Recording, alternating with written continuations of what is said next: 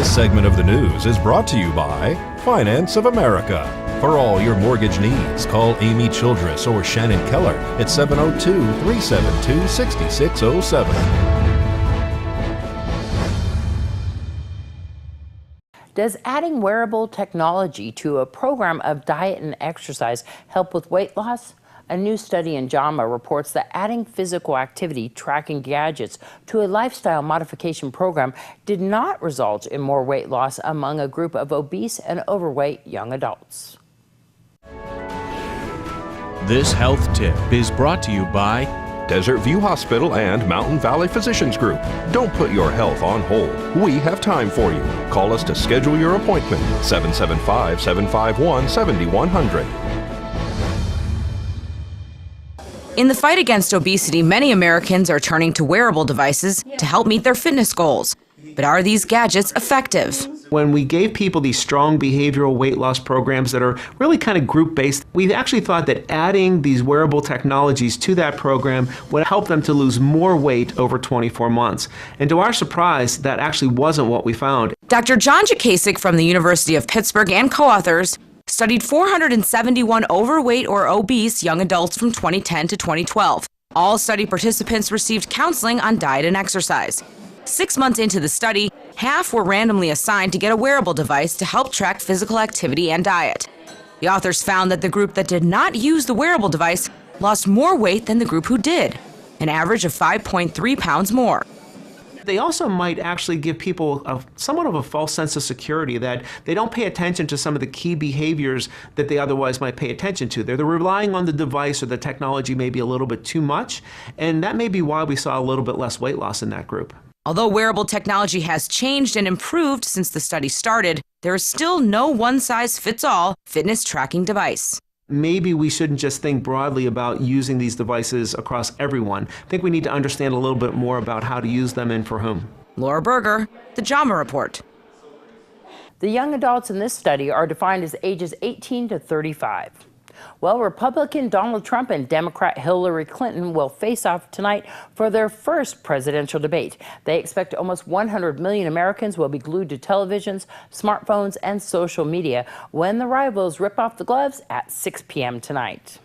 And if you're not interested in watching the debate tonight, KPVM TV has given you an alternative here on 46.1. We will be airing the Fall Festival Parade here on our station. So if you're listening on Ace Country Radio, you want to get home at 6 p.m. tonight to watch the Fall Festival Parade.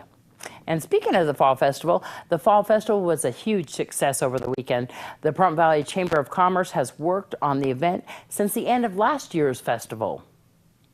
The 2016 Pahrump Fall Festival Carnival, Rodeo, and Parade was held this past Thursday through Sunday at Petrack Park. It all started with opening day Thursday night, which they call Locals Night. Pahrump-based business Davis Amusements brought in extra rides and attractions for their hometown. Over 200 vendors from all over filled the park with food, crafts, goods, and services. The Bob Roode Community Center was home base for the Arts and Crafts Fair. The Pahrump Valley Cruisers held a car show with awards presented on Sunday afternoon. The annual rodeo was held in the McCalla Arena both Friday and Saturday night. Friday night was country night on the entertainment stage, highlighting Gina Jones and the Country Deluxe, and Saturday rock and roll with Moody Scott, Little Elmo and the Cosmos, and the 360 Band. Entertainment included aerial assault trampoline act, flameology, a pet contest, lots of giveaways and contests, including the cakewalk and pie eating contest. Sunday was a talent competition with lots of locals showing their stuff. The stage MCs were Deanna O'Donnell,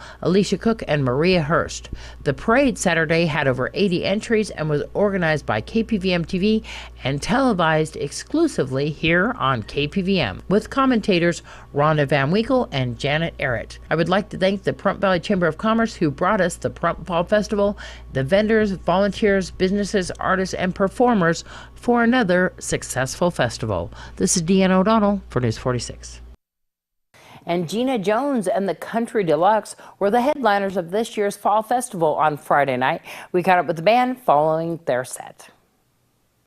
We had a great crowd. They participated very well in our great band. from Bakersfield that came in. You guys drove out from Bakersfield. Have Yes, you we guys did. performed together before? No, we never have. Actually, we met each other over at the celebration over in Bakersfield for the Bakersfield Country Music Hall of Fame, which is a small organization that they have over there. And we met. She wanted to have a backing band support her over here for the fair. We got the music, we got the musicians, so we got some of the best musicians that we have in town came over here to support. So you guys have never even practiced? No, we practiced today for the first time. Whenever there are professionals involved, like from Bakersfield, Nashville, where they play all the time, it's very easy for me to send links over and then they practice and then we'll just all get together a real quick type thing in the motel room and then get on stage. That's usually how it works. It also helps when the songs are that good, to where all you really have to do is just sort of show up, figure out where you kind of line in with the groove and the pocket and the song itself. And once that happens, the song kind of comes up. Take me by the hand, won't you tell me what to say? Don't give up on me, tell me it'll be okay. Gina, you've been in the industry for so many years. Tell everybody about yourself. Well, I started at 9 years old in Missouri. My family lived out there for a while. And we had a family band, and we traveled around Branson, and I ended up recording my first single. My brother and I signed on a record label in Nashville when I was 14. So then that's when the Nashville thing started, really. And the Country Deluxe. Yes, we've been playing in Bakersfield for the last few years. It's a collaboration of Kyle Appleton, Vince Galindo, and Justin McWilliams. We do a lot of shows. We keep very busy in Bakersfield. So you were selling some merch tonight, and people can find your music online as well. Yes, if they just Google Gina Jones, singer-songwriter, they'll see, a lot of my music. My singles, You're Not the Only Heart in Town and One Night Man, both of those are pretty popular right now because they were on the indie internet charts and they both went #1. Yeah, and also really awesome merch as well too. These really cool shirts. It's outstanding. It's really, really great stuff. It's a privilege.